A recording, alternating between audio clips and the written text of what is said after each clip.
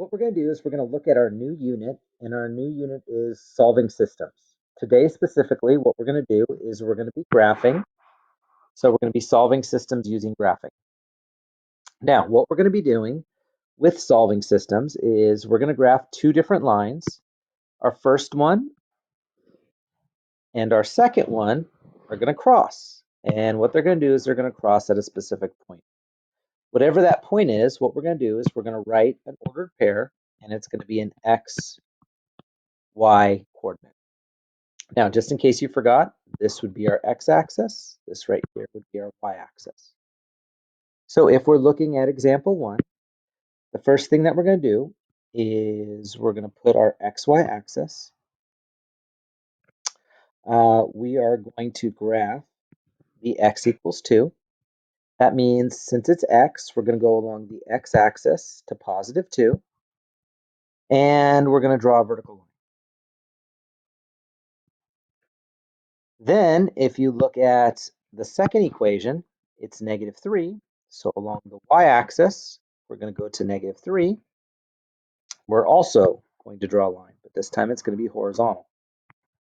Our whole goal is to see where the two overlap. And we write that as an ordered pair.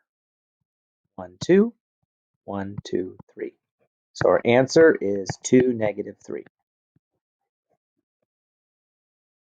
Now, looking at our second equation, what we're going to do is we're going to plot our y-intercept at negative 2.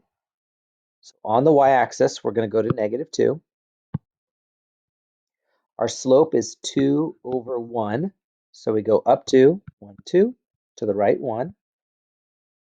And I'm going to do it again just to make sure my line is straight. 2 over 1. And I'm going to draw my line.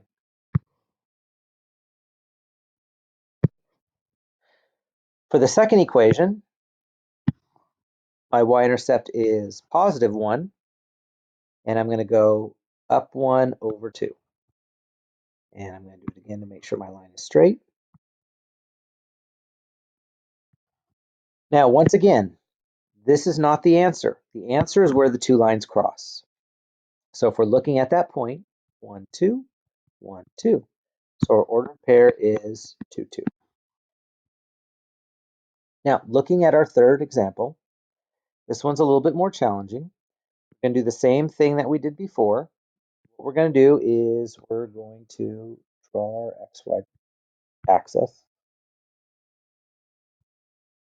For the first equation, the y-intercept's 2. Our slope is negative 1. So that would be down 1 to the right 1. I'm going to do it again to make sure my line is straight. Now, if we're looking at the second equation, this is not in slope-intercept form. So what we're going to do is we're going to get the y by itself.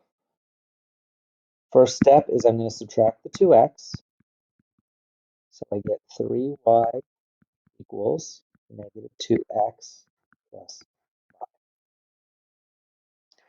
Then I divide by 3. And I get y is equal to negative 2/3 x. And I'm going to write this as a mixed number, which is 1 and 2/3. My y-intercept is 1 and 2/3. My slope is negative 2, 3. So from this point, I'm going to go down 2. 1, 2. And go to the right 3. 1, 2, 3. And what I'm going to do is I'm going to draw my line. It crosses right here. And that point is 1, 1.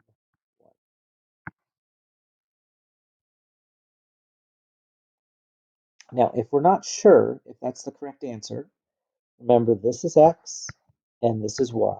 We could plug those values in. We plug in a 1. Negative 1 plus 2 is 1, so it works. We plug in a 1 for x and a 1 for y. 2 plus 3 is 5. So we know we did it correctly.